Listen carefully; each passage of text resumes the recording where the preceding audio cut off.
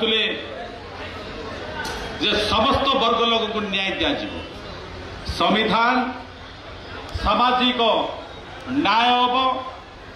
समस्त वर्ग लोक से माने ये संविधान भितर समस्त अधिकार पाइबे किंतु आप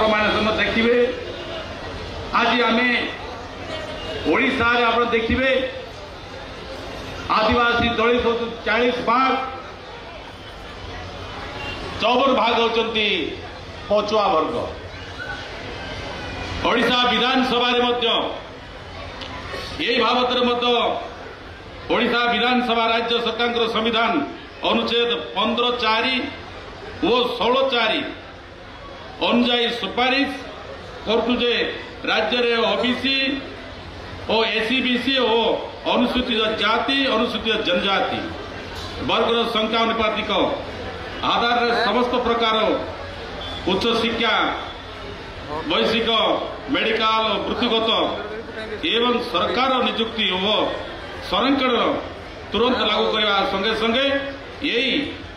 संख्यानुपातिक संरक्षण व्यवस्था को संविधान नवम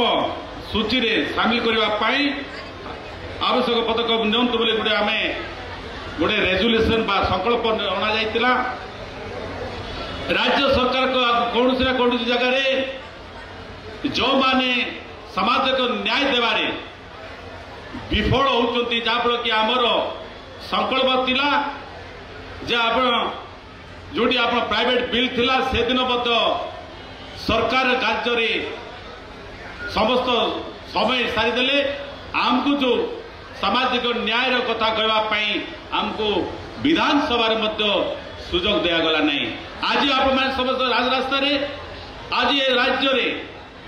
जो आप जानते आमर राहुल जी जे आमर पार्लियामेंट विरोधी दल नेता जो मानसर नेता आमर आज सारा भारत वर्ष लड़ुंट जो पर्यंत सामाजिक न्याय न होती लोक समस्त अधिकार पाई ना शिक्षा क्षेत्र हो सामाजिक क्षेत्र हो वृत्तिगत हो चाकरी क्षेत्र हो जो पर्यंत आम 40 भाग अच्छा आज आप शिक्षा क्षेत्र जेबे जो इंजीनियर मेडिकल रे देखिए जो 40 भाग लोक 20 भाग दि जाऊँगी से 12% होती आदिवासी को 8% दि जाऊँगी दलित को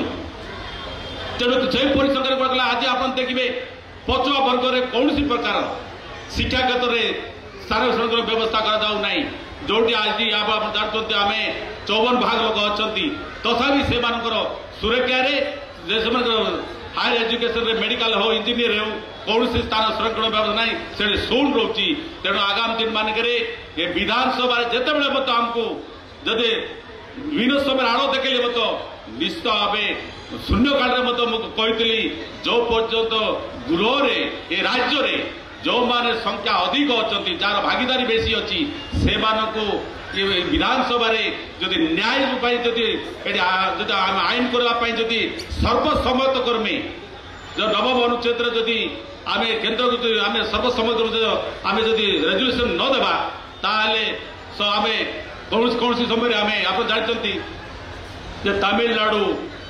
संख्या जब आप 50 भाग अधिक हबार से गोटे आईन आणले तमिलनाडु सर्वसम्मत क्रमे विधानसभा पारित है जे नवम अनुच्छेद जे सामिल हे सूची हम से कौन प्रकार कोर्ट कचहरी हो पारा नहीं तेणु ओडिशा रे अवस्था अच्छी आम मान संख्या अधिक अच्छी जो पर्यटन ये ओडिशा विधानसभा सर्वसम्मत जमी रेजुलेशन पारित हम केन्द्र को न गला पर्यंत आम आम पिला माने पछुआ वर्गर स्थान संरक्षण व्यवस्था 27 भाग पाई ना कि आदिवासी मान 40 भाग जो अधिकार अच्छी से 20 भाग बुझुती से पर्यंत आम आमको लड़िया पड़ब बाबा साहेब कहते समस्त को अधिकार जार जिते भागीदारी अच्छी तार अधिकार सेते अच्छी किंतु अधिकार भितर आज आमको ये निर्यातना कर आज आमको अधिकार को कंट्रोल कर जो आप समस्त आसमें